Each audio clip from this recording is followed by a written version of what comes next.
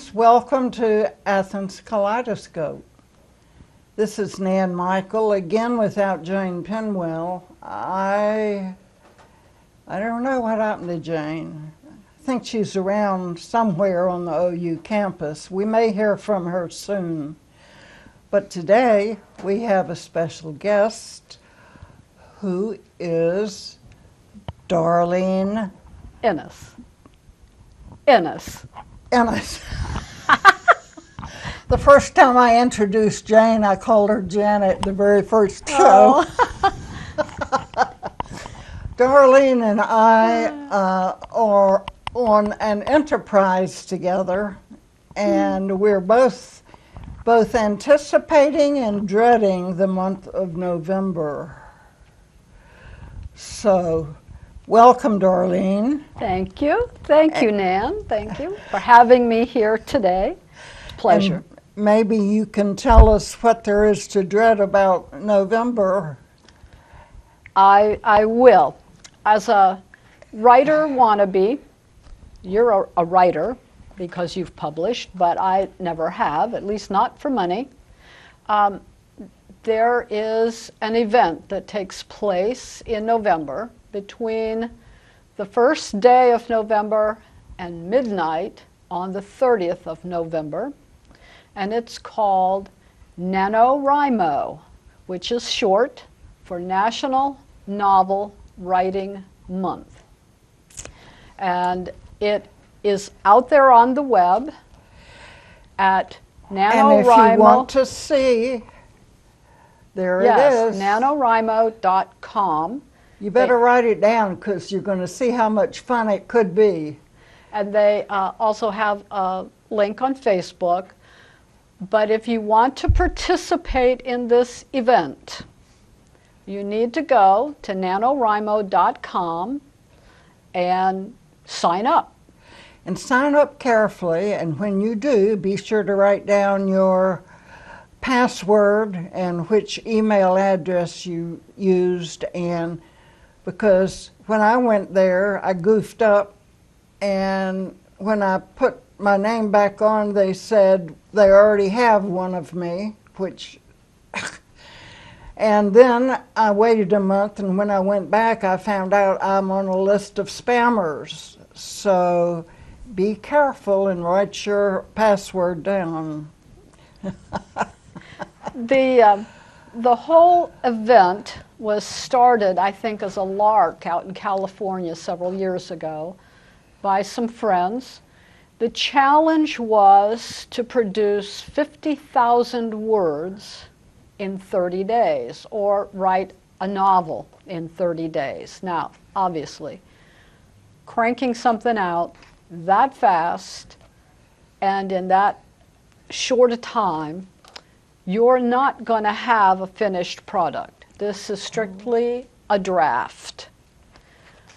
But it started out with this handful of friends, and it's mushroomed. Now I understand there are not only tens of thousands, but hundreds of thousands of people who take the challenge to write 50,000 words a day, or 50,000 words in 30 days. If you can do that, you win. You don't win any money. If you have a blog, though, you get a little medal on your blog. There you go. The challenge is mostly to yourself, and in my opinion, it's the kick in the butt that you need if you've procrastinated so long in writing that novel. It forces you, it gives you a deadline to meet, and it gives you a goal to reach. I find that's something I need.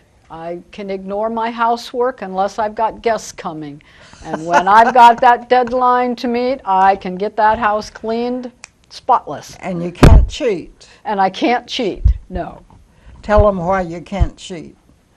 Well, There's a counter. Well, yes, there is a counter, but there would be a way to cheat if you cut and pasted and then uploaded those words. but that's not the purpose. The purpose is to challenge yourself to be productive. So you need to produce 1,667 words a day. Now, anybody can do that. It should take a few hours. Whether or not I can sustain that production level is yet to be seen. So one of the ladies in our writing group has referred to herself as a plunger. She has done NaNoWriMo a couple of times, and she has not achieved 50,000 words, but she calls herself a plunger because she just jumps in and she starts writing. I, on the other hand, am a planner, and that's part of my personality. And so I've started doing some preliminary research. How do you write a book? What do you put into a plot? How do you develop a plot? How can you develop characters? Setting. A lot of little details interests me, and I need to have kind of a sense of where I'm going. And so I looked up books on plot development and decided that, yes, I need to do some work. I need to do some preliminary work. I can't plunge in on November 1st and hope to get anywhere. Are you that much of a of a planner that you're going to correct typos as you go? You shouldn't. If you try to correct, you'll slow yourself down. So you have to take that editor that sits here on your shoulder and get rid of them and just plow through. I think what I'd like to do is to at least identify the day's work with some kind of code so that I can go back when I'm not producing for the day and maybe edit. I'm retired, so I have the day to work. There are other people who do this who have jobs. They have children. They have things they have to do. For me, this is recreational. So I'll have a little extra time, but not when I'm producing those 1,667 words to upload. I hope it feels like extra time and doesn't, now I'm finished for the day. Oh no, look at all those arrows. If you could let go of that maybe at the very end. Well, I am the kind of writer who likes to fix things as I go, so I have got to change my style for this event. And that's all it is. When you upload, nobody's reading it. Nobody's going to double check what you've done. So the only person that knows the mistakes are you. And as I build and build and build on this 50,000 words, I do want to know where I need to go back and correct so that I'm not starting with page 1 and going all the way through to the 50,000th word and fix this. Now, you don't have to, you have to do 50,000 words in a month, which comes to 1,600 words a day, but some people clump them up, clump the work days That's up, right. so they can take a free day or two a week. Well, right? November has 2 holidays in it. So if you're planning to involve yourself with family or those holidays, you need to you need to think about that. There are some people who don't want to write on the weekends, so they need to produce more during the week. There are other people who do take vacations, so they need to produce more than 1,667 words. And it's individualistic. And if you don't get to 50,000 words, it's not a problem. You just didn't achieve the goal, and that's all it is. and it's to get you started. I also believe that if you get your 50,000 words, you still don't have your novel. 50,000 words is perhaps a small novel, maybe The Great Gatsby. If you're looking at novels that are sold at the from the counter, you know, just a reading material like at Kroger's you go through where they have the books, the magazines, that's probably closer to 100,000 words.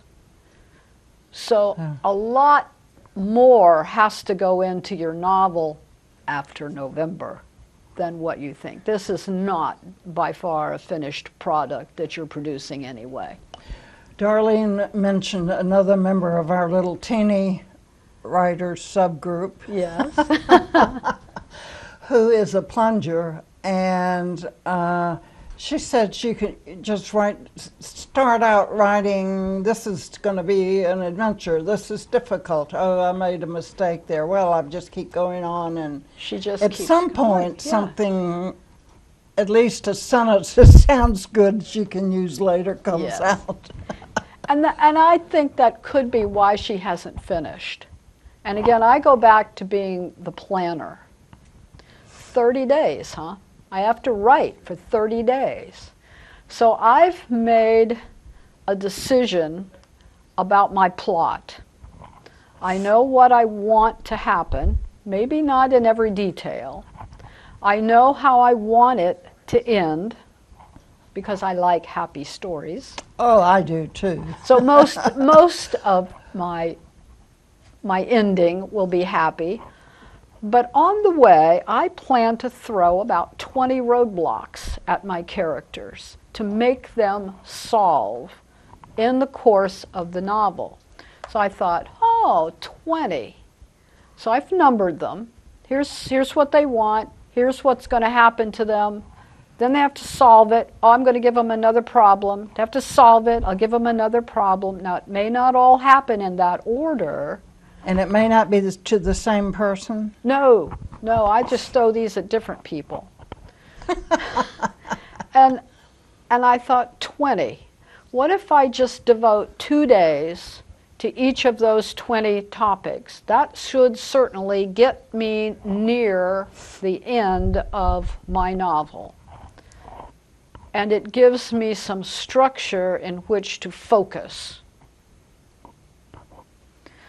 One of the previous winners of fast fiction is this book by Denise Jayden called Fast Fiction. She produced her first novel through this book, and it was called Losing Faith. She had worked for years trying to produce a novel, and somebody talked her into it, just like somebody has talked you and me into doing this. And you talked me into it. That's right, I twisted your arm. But in 2010, Denise Jayden did her draft of Losing Faith, and it was later published by Simon & Schuster. In 2012, she did another draft, and it also was published, and it's called Never Enough. She has a blog, like you, and she found November to be exhilarating. So she does one of these writing deadline events on her blog, which is denisejayden.blogspot.com. She does it so people can see it? I don't know, because I haven't gotten past Nanowrimo. Typos on or not. I haven't. I think probably not. I suspect it's like Nanowrimo.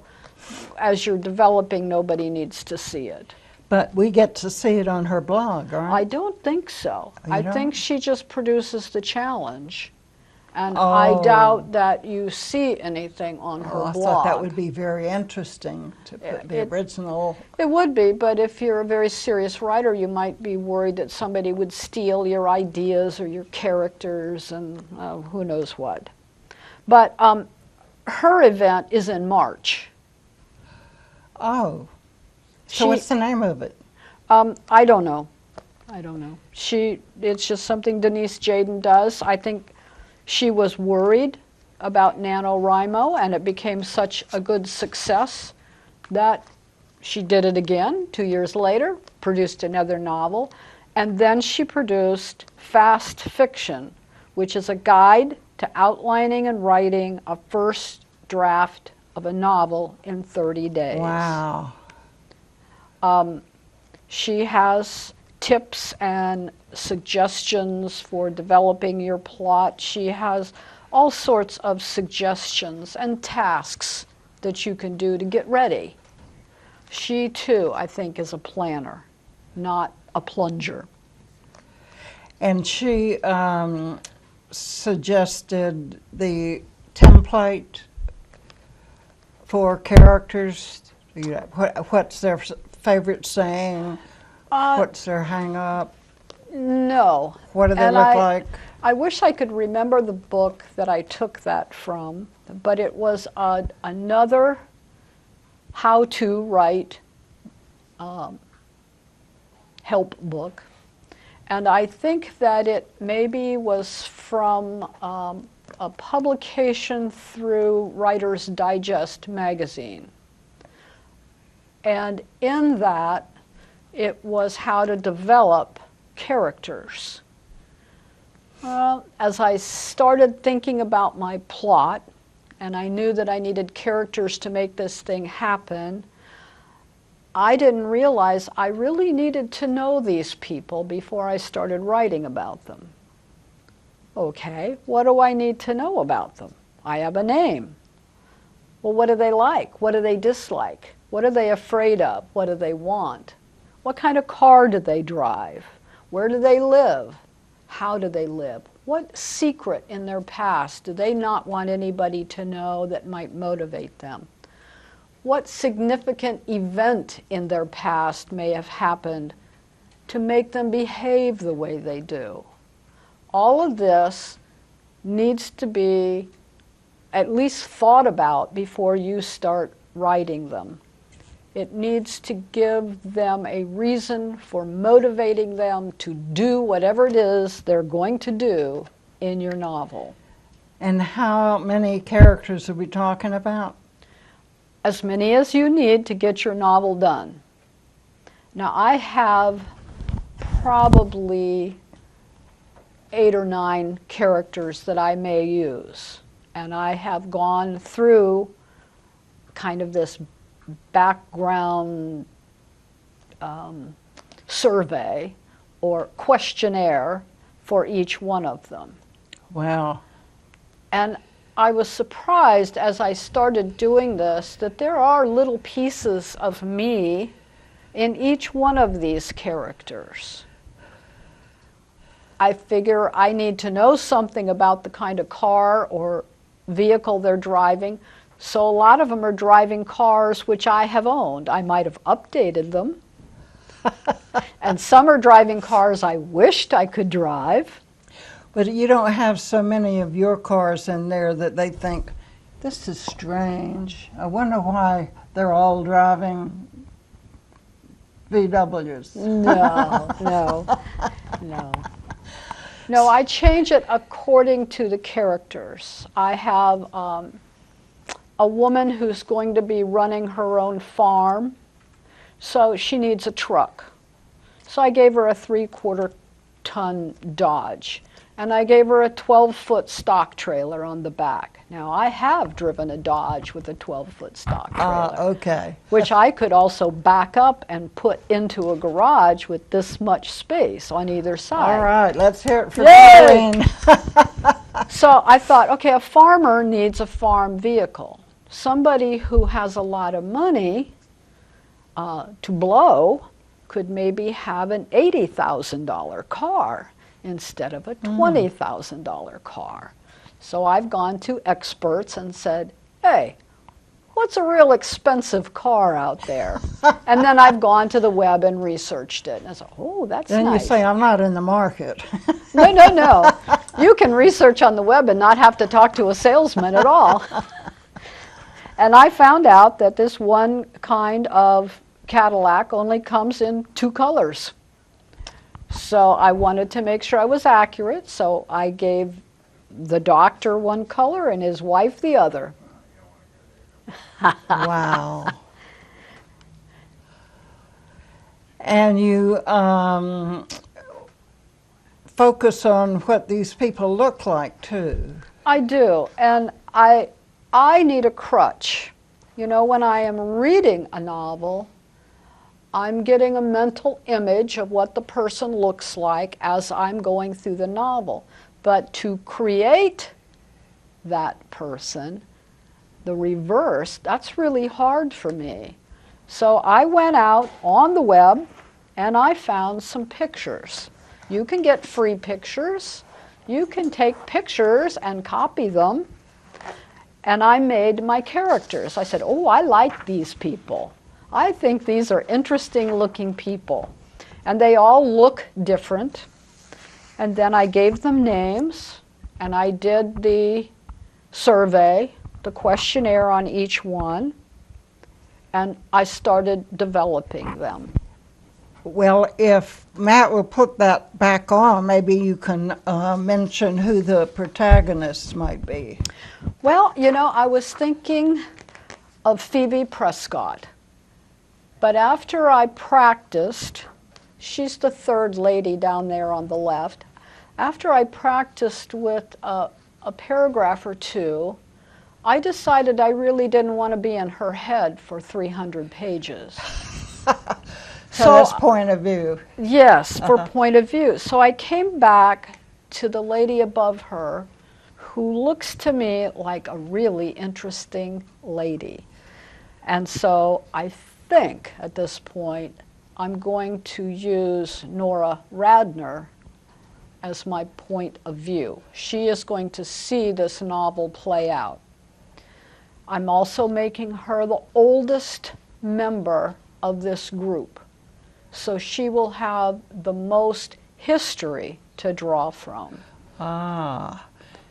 On the other side, my bad guys, I have Evelyn North.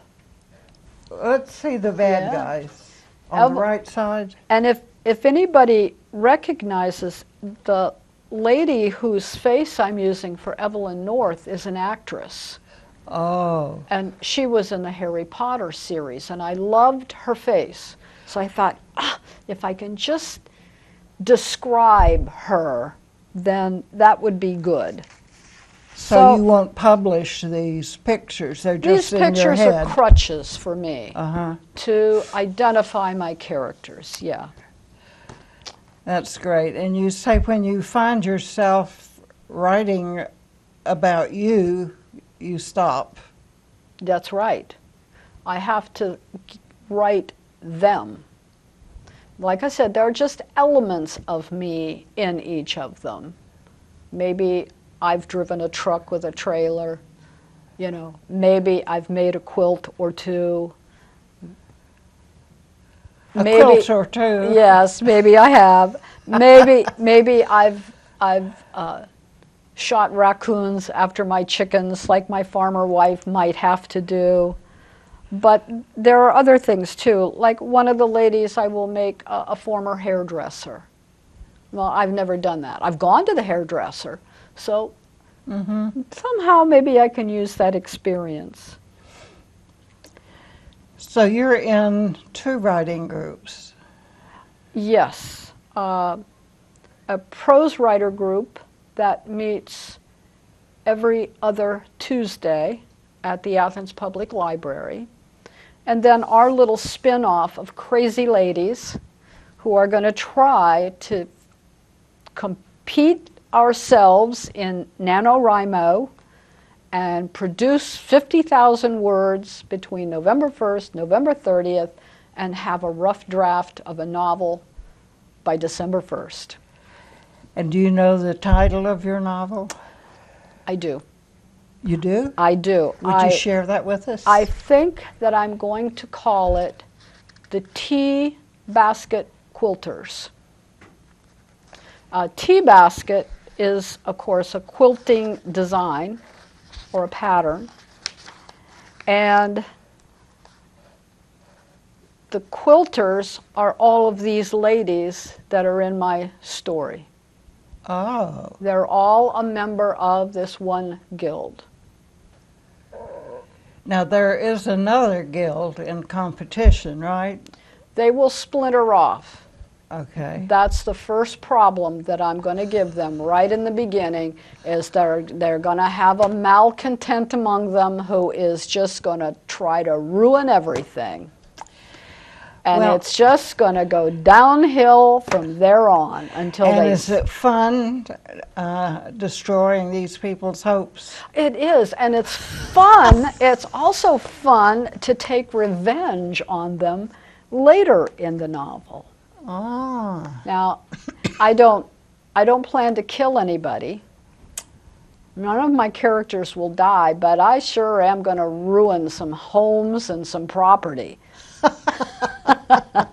Well, this is something that you can do and get away with and have fun at and etc. Yes. Now, this lady is unusual in that for years, well, you have notebooks filled with photographs of every quilt you've made. Yeah, I started seriously about a decade ago, after I retired, making quilt tops. And very early on, a lady who I took a class from told me that as a quilt maker, it would be wise if I took a picture, a photograph of every project I finish. Okay, I can do that. So, as I said, I need simple because I am a simple person. So I got a little camera, easy to use, a little digital camera, and I started taking pictures of my projects as I finished them. Whether they were good or bad didn't matter. I took a picture of them. And I started putting it together in kind of a notebook of just my journey through quilting, from learning from the very beginning until wherever it is I'll end up. And I decided, well, that's not enough. I have a background in English Ed with a journalism minor, and I thought, I need to do a little journaling here. I need to do a little bit of a story. So I would just do a paragraph with each of the photographs, you know. Talk about how it came to be or your troubles with it, or...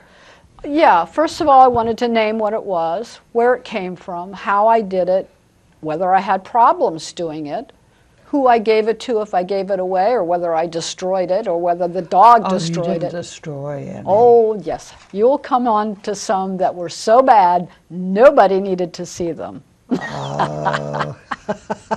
So they became dog beds. And my dog liked them. So as I started doing this, I kept a record. And then I got into this writing group, and I thought, you know what I need to do is just expand on those stories. I will go back to that original paragraph, and I'll see what I recall about making the quilt, about the time, about what was going on, where it went, and just expand and develop the story. So my journal is getting bulkier. It's the same photograph, it's the same quilt, but I'm expanding on the written story, and I'm practicing my writing skills. Well, have you never been tempted to do a blog? You could do a quilting blog. No, I'm not that dedicated to technology. But you have a husband who is. I have, yes, but I wouldn't ask him to help me any more than I have to ask him to help me, because usually if things don't work, it's, honey, it's broke. Something's wrong with it. So, No, and I'm a very busy person. I'm very active. I'm outdoors, and I don't like to be tied to technology. I'll check my email like after dark. Before I came here, I was mowing grass, you know, and I've got 3 days of grass mowing to She get was it all first done. scheduled on Wednesday. Wednesday, right? And I emailed her about seeing her at 3 o'clock Wednesday, and it was the next day that she checked her email. Yes, it's like, yes, I'm not a slave to it. It's like if the phone rings, let it ring. I don't care. If it's important, they'll leave a message and I'll get it later. Yeah, I'm not a slave to it. I see young people all the time. They're zombies. They have these little electronic things in front of them all the time. Right. But, you know, I'm a gardener, and I live in the country, and I have chickens, and I have donkeys, and I have acres to mow, and I have a house to keep clean. And you can talk about, if you can tell them about the possums and the chicken that climbed the tree. Oh, yeah. Yeah, I can. I had a Jack Russell Corgi mix. Very confused dog. But the Jack Russell in him chased a possum out of our yard up a tree. Not only did the possum go up the tree, but so did the dog. So dog? The dog went up a little bit, yeah. And it was a pine tree, so they had things to cling to down low. But most recently, I did lose some of my hens to raccoons. So I've had to do the Annie Oakley thing and go out with my gun and wait and dispatch the evildoers.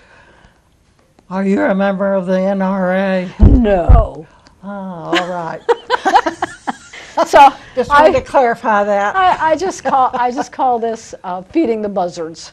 And the buzzards were getting used to it too because they kept coming back. They killed a number of my chickens, and it turned out to be a family of raccoons. And once they get the taste, there's nothing that you can do to discourage them. So every morning I'd drag a carcass out and lay it in one of the back fields, and it got so that after a week the buzzards were waiting for me.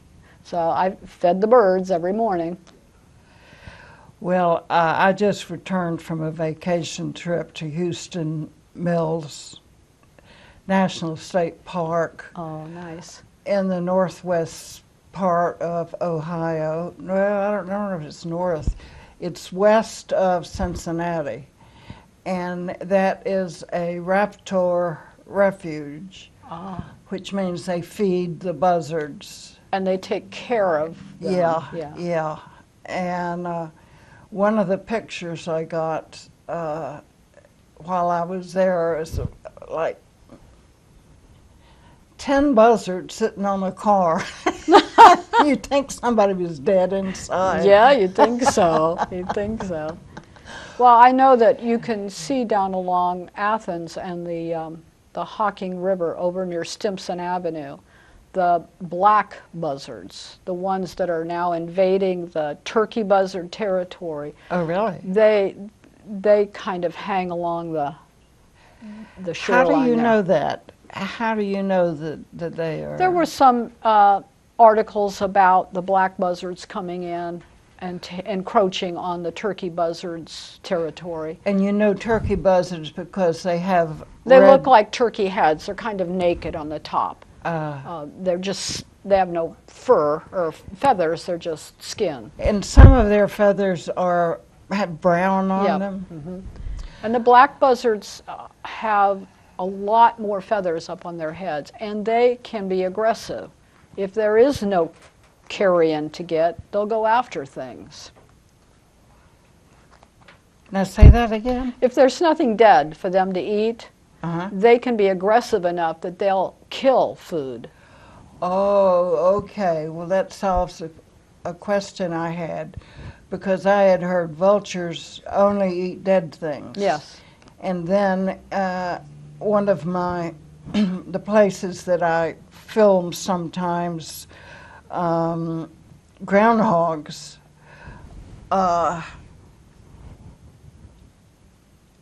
There was a crippled groundhog crippling across, and buzzard, must have been that kind of buzzard, was dive bombing it. It may have been a black one, yeah. It must have been. Yeah. Well, Well, I will say that I'm feeding the turkey buzzards. They are the ones that were in the tree when I was taking my last raccoon out for they're them. like the local neighbors. They're the local birds, yes. And they tend to leave in the wintertime. They migrate. Okay, well, would you like to see some of the video of my vacation? Yes, I'd love to.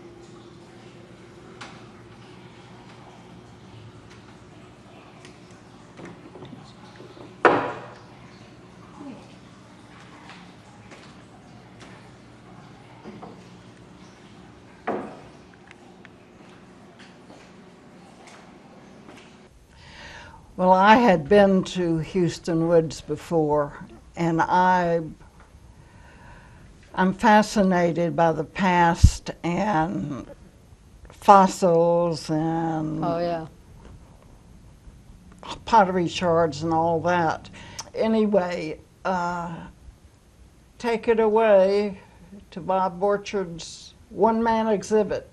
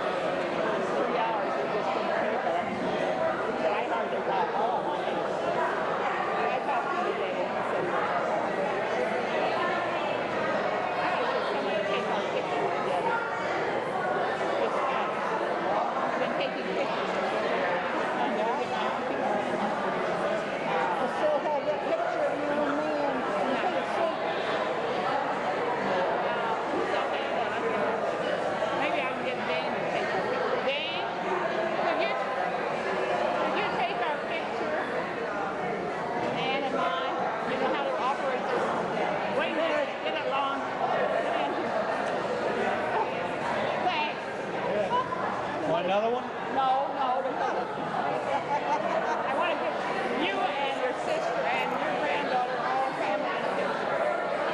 They were just here. They're over there. Okay.